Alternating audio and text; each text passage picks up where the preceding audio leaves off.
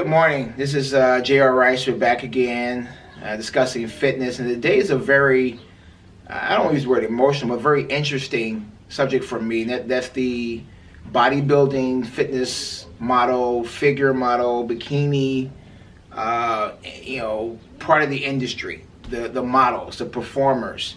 Currently right now, I took a break last couple of years from training fitness models and bodybuilders.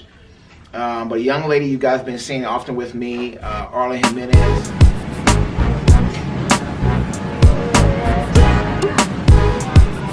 Made an agreement that I would help her do, a couple of shows. But I'm not taking her past that point. And I think for me, it's more of a conscious thing that I don't want to be a contributor to where that part of the industry has gone. I mentioned another day we were meeting with Evina Pizzo, as you guys know. So as you guys know, I was a very successful competitor as a bikini model, fitness model. You probably saw our video between her, I, and Arlen, and our conversation about how the industry changes the young ladies' lives and how much it asks for them in regards to character and the sacrifice of character. The underground things that happen. So I think one of the things that we have to acknowledge is how that part of the industry has affected the general customer. Most of the time when you see a fitness model on the cover of a magazine, for instance, you're watching and looking at a body that has just gotten off stage. They are in their prime appearance. They're 24 hours out from being from an inhuman level. So the general mother of two, the lawyer who works in the office, the one who does not have the 4 to 5, 6 hours a day to train, is looking at this photo trying to figure out how to attain that appearance. And the fact of the matter is, the model you're looking at, for the most part, on the magazine, in the commercial, holding the vitamin bottle, they don't walk around looking like that. They don't achieve that look, but that's what the industry wants you to believe, so you go out to buy the product that they're holding. One part of the damage that does is mentally to the customer who's buying. They're losing sight of what the word fitness means and what it is to be fit.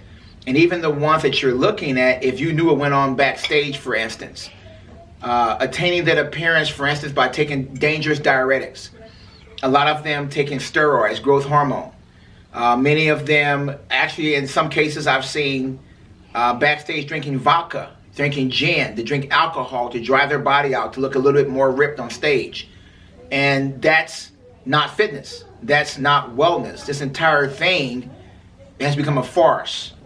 So one of the things that we discussed the word wholeness is you can never make your goal to look like someone else, particularly someone who's chosen that path and has gone to the, and I use the quotation mark, gone to the elite levels of being a fitness competitor. You really want to look at yourself in the mirror and say, what is my optimal self? How do I attain that? And that's where professional trainers and counselors and dietitians come in, is to do a specific assessment on who you are as a person and to guide you in that direction. And so I guess my advice is, in part one of this discussion, is getting guidance and never letting appearance be your goal. Appearance, or what we consider beauty, or to appear to be fit or healthy, really should be a fringe benefit of a lifestyle that is lived out over a number of years, in some cases decades. It's just the way you live. There are too many ways to do this the wrong way. That person who's holding that bottle of protein powder or hydroxycut, that's not how they got there. They really have gone through, in some cases, 6 months to 12 months, what we call hypertrophy. It means putting weight on, bulking up.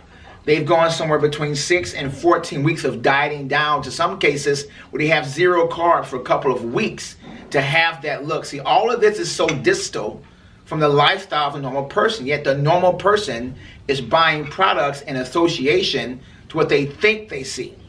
So as we go forward more in this conversation and we watch more of Arlen's process towards stage, you will see, number one, I never train anyone based on those principles. The girls or guys I put on stage, they approach stage in a more natural no fashion where there are no diuretics and there are no steroids. It's all natural when we deal with this, because I want the customer who wants to become that or be that to see a real process of a real person reaching their pinnacle in a sufficient way. So we'll get into more detail next time on this, but I want you just to goal one is to stop looking at the cover of a magazine and defining that as fitness. I have very rarely ever seen a truly fit person on the cover of a fitness magazine. See you next time.